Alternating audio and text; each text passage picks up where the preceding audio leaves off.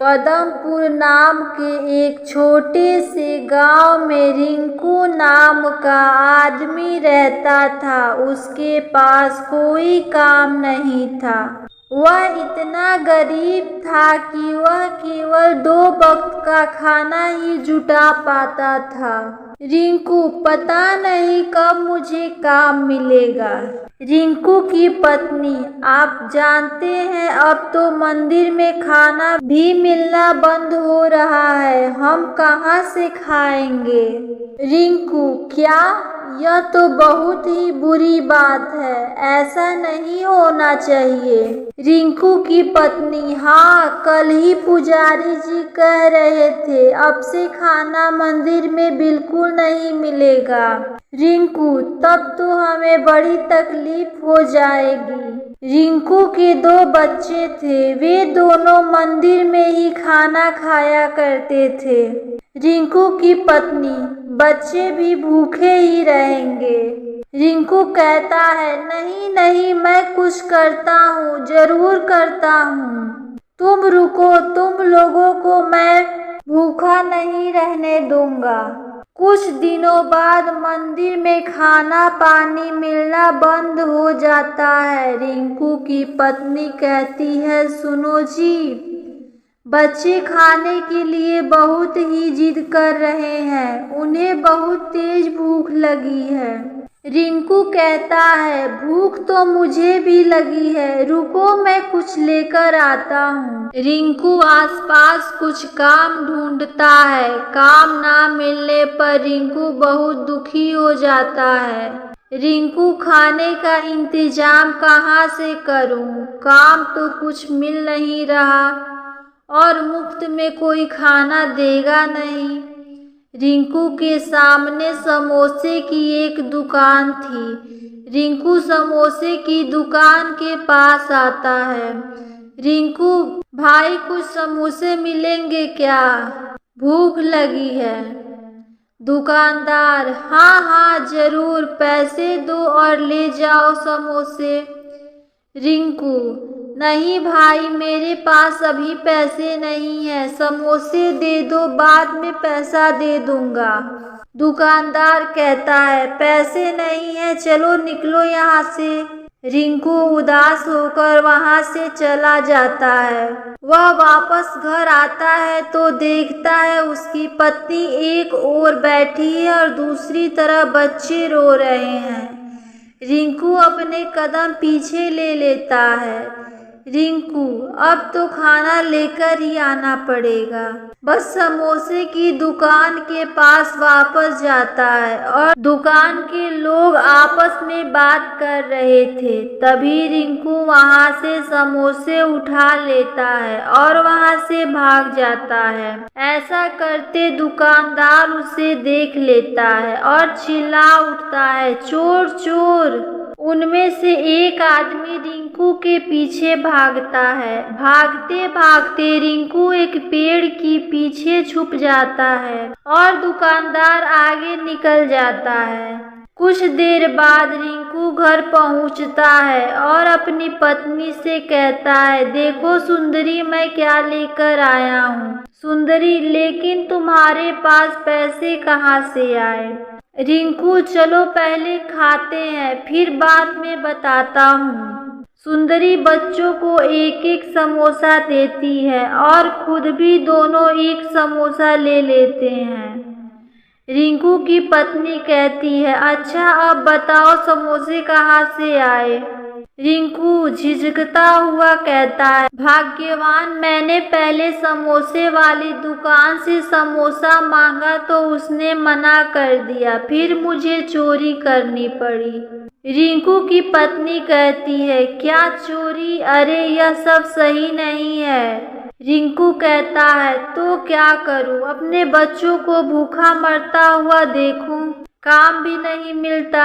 रिंकू की पत्नी रिंकू की बात सुनकर चुप हो जाती है। रिंकू, तुम चिंता मत करो, मैं ज्यादा दिन तक ऐसा नहीं करूँगा। भूख की वजह से रिंकू को हर बार चोरी करनी पड़ती है। वह अभी तक सभी से बचता आ रहा था। रिंकू कहता है, हे भगवान, मुझे आगे भी इसी तरह बचाते रहना। एक दिन रिंकू खाने का कुछ सामान चोरी करके भाग रहा था। तभी दुकान वाला उसे पकड़ लेता है। दुकानदार कहता है, अब तू नहीं बचेगा, अभी तुझे सरपंच जी के पास लेके चलता हूँ। दुकानदार रिंकू को सरपंच जी के पास लेकर जाता है। दोनों की बात सुनकर सरपंच जी कहते हैं, क्यों रिंकू, तुमने ऐसा क्यों किया? रिंकू कहता है, सरपंच जी, मुझे माफ कर दीजिए। मेरे पास कोई और रास्ता नहीं था, कोई काम मिल नहीं रहा था, पैसे की बहुत कमी है, खाने के लिए भी कुछ नहीं है, इसीलिए चोरी करनी पड़ी। सरपंच, देखो रिंकू, यह तुमने अच्छा नहीं किया। तभी कुछ और दुकानदार सामने आते हैं और कहते हैं, हाँ सरपंच जी, इसने तो हमारी दुकानों से भी चोरी की थी, वो भी कई बार, इसीलिए इसे कड़ी से कड़ी सजा मिलनी चाहिए। सरपंच जी कहते हैं, अच्छा, सभी लोग शांत रहिए। रिंकू, तुम इस गांव में रहने लायक नहीं हो। आज के आज तुम अपने परिवार के साथ यह गांव छोड़कर हमेशा हमेशा के लिए चले जाओ। रिंकू कहता है, मगर सरपंच जी, मैं कहाँ जाऊँ? सरपंच जी कहते हैं, वो मैं नहीं जानता, तुम यह गांव छोड़कर चले जाओ बस। रिंकू उदास होकर घर आता है और अपनी पत्नी को सारी बातें बताता है। रिंकू की पत्नी कहती है, मगर हम जाएंगे कहाँ? रिंकू कहता है, पता नहीं भाग्यवान, अब तो हमें इस गांव से जाना ही पड़ेगा। बच्चों को साथ ले लो और चलो यहाँ से। रिंकू बच्चे और पत्नी के साथ गांव छोड़कर चला जाता है। सुंदरी, गांव से तो निकल गए, लेकिन रहने के लिए तो कोई जगह नहीं मिल रही, अब हम क्या करें? रिंकू कहता है, यह तो मुझे भी समझ नहीं आ रहा। एक काम करते हैं, हम यहीं आसपास रुकते हैं, सुबह होते ही हम गांव चले जाएंगे और छुपकर जंगल में रहेंगे। रिंकू की पत्नी कहती है, अगर गांव वालों ने हमें पकड़ लिया तो क्या होगा? रिंकू कहता है, ऐसा कुछ नहीं होगा, हम सभी छिपकर रहेंगे। रात होते ही रिंकू अपनी पत्नी और बच्चों के साथ गांव वापस आ जाता है और जंगल में जाकर छुप जाता है।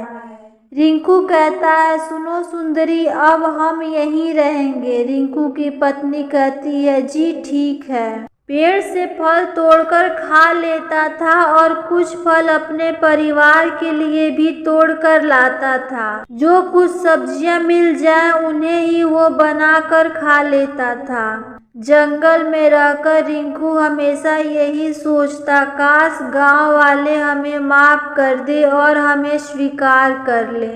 रिंकू कहता है, कितना अच्छा होता अगर गांव वाले इस बात को भूल जाते और हमें पहले की तरह स्वीकार कर लेते।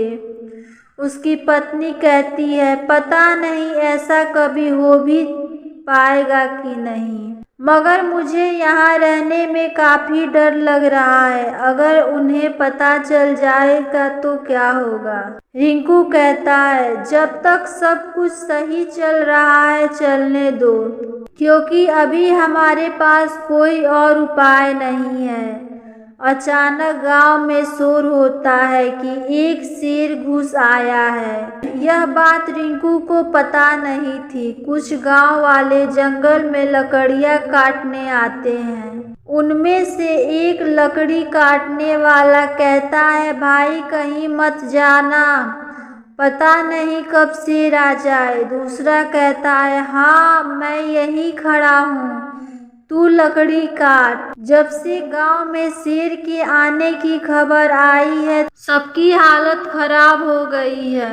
यह सब रिंकू सुन लेता है। वह दोनों आदमी लकड़ी काट कर चले जाते हैं।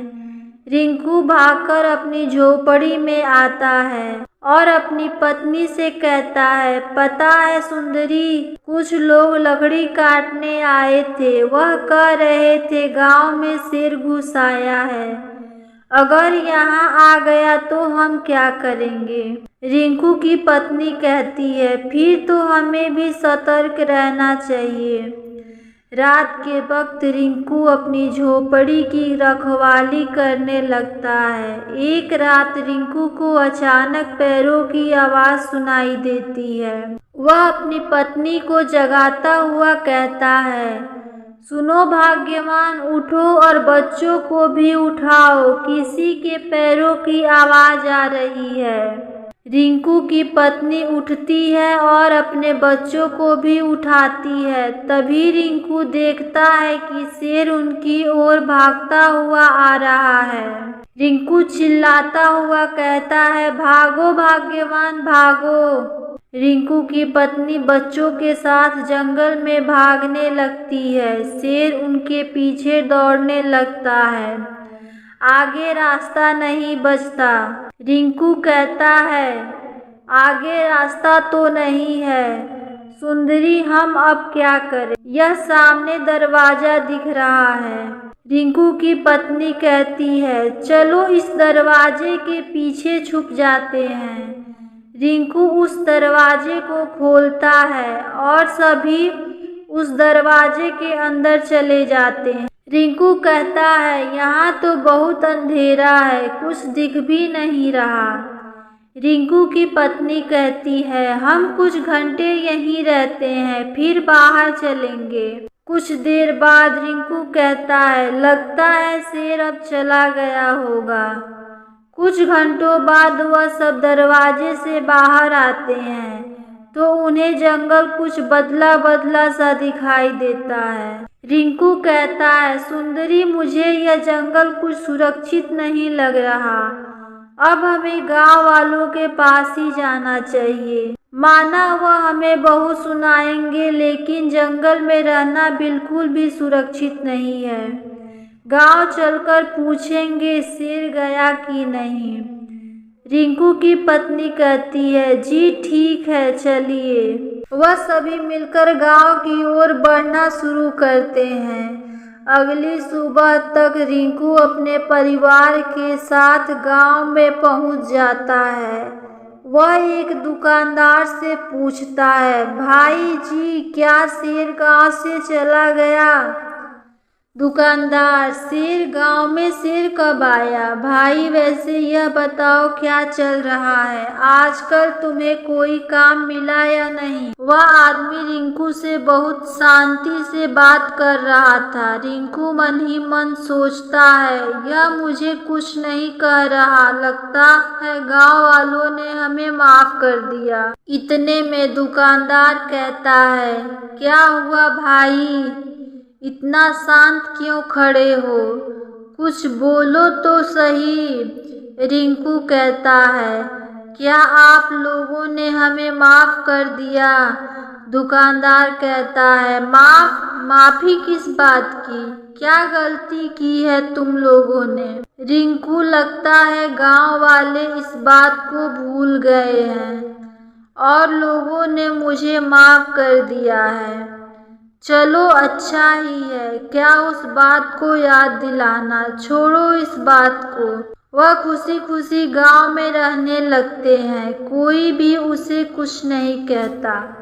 रिंकू भाग्यवान, अब मैं चोरी नहीं करूंगा। सुना है सेठ जी एक काम करने वाले को ढूंढ रहे हैं, वहीं जाकर काम करते हैं। 2 वक्त का भोजन तो मिल ही जाएगा। वैसे भी सभी उस बात को भूल गए हैं। अगर वापस वैसे किया तो इस बार सभी छोड़ेंगे नहीं। रिंकू और उसकी पत्नी एक सेठ के घर काम करने लगते हैं। वहीं से उन्हें खाना मिलने लगता है और थोड़े पैसे वे खुशी खुशी जीवन व्यतीत करने लगते हैं। रिंकू की पत्नी कहती है, सुनिए सेठ जी ने कहा है जंगल से लकड़ियाँ काट कर लाना है। रिंकू कहता है ठीक है चलो।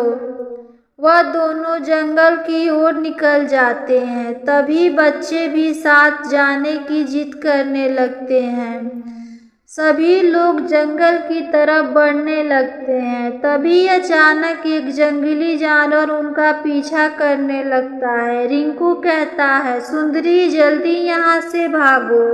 भागते भागते वह वापस उसी दरवाजे के पास आ जाते हैं। रिंकू चलो भाग्यवान उसी के अंदर छुप जाते हैं।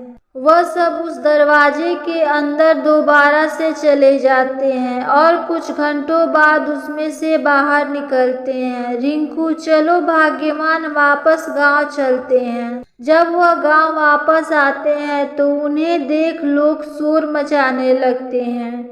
एक व्यक्ति कहता है, तुम लोग गांव में वापस कैसे आए? पता नहीं सरपंच जी ने तुम्हें गांव से बाहर कर दिया था। रिंकू कहता है, मगर आप लोगों ने तो हमें माफ कर दिया था। वह व्यक्ति कहता है, कब? हमने तुम्हें कब माफ कर दिया था?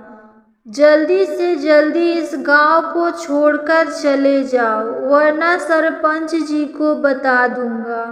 उन्हें वापस गांव से बाहर कर दिया जाता है। रिंकू कहता है, यह सब क्या चल रहा है? अभी तो सब कुछ ठीक चल रहा था, अचानक इन्हें क्या हो गया भाई? रात के वक्त वापस वो सब गांव आ जाते हैं और उसी जंगल में बनी हुई झोपड़ी में रहने लगते हैं। रिंकू कहता है, हमें फिर से यही रहना होगा। पता नहीं गांव वालों को क्या हो गया है, कभी वह हमें माफ कर देते हैं, कभी भगा देते हैं। तभी उन्हें ऋषि के मंत्र पढ़ने की आवाज़ सुनाई देती है। वह सब ऋषि के पास जाते हैं और वहाँ ऋषि को सारी बातें बताते हैं। ऋषि कहता है, अच्छा तो तुम लोग उस दरवाजे के अंदर गए थे। मैंने उस जादुई दरवाजे को अपनी शक्तियों से बनाया था। मुझे किसी चीज़ की परीक्षा करनी थी, इसीलिए मैंने उसे बनाया था। मुझे नहीं पता था उसके अंदर कोई चला भी जाएगा। रिंकू कहता है, बाबा हम कुछ नहीं समझ पाए। ऋषि कहता है, जैसा मन लेकर तुम उस दरवाजे के पीछे जाओगे वह तुम्हारे लिए वैसे ही दुनिया बना देगा। बताओ जंगल में अक्सर तुम क्या सोचा करते थे?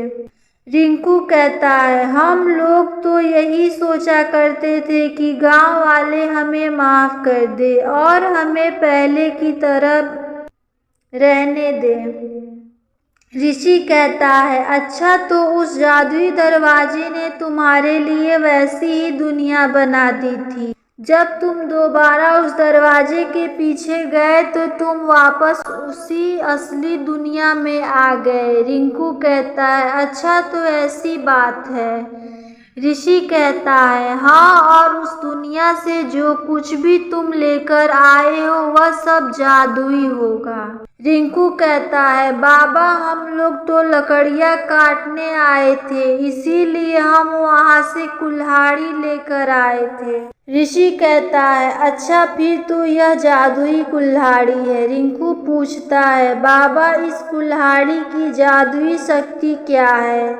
ऋषि कहता है, यह जादुई कुल्हाड़ी लकड़ियों को जल्दी से जल्दी काट देगी, वह भी खुद से।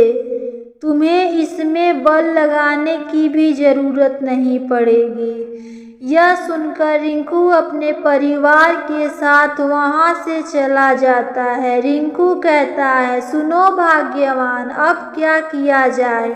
तभी गांव के कुछ लोग रिंकू के परिवार को जंगल में देख लेते हैं और उन्हें लेकर गांव आते हैं। सभी लोग रिंकू को खरी खोटी सुनाते हैं। सरपंच जी कहते हैं, यह तुमने अच्छा नहीं किया। जब मैंने तुम्हें गांव से निकाल दिया तो तुम वापस क्यों आए?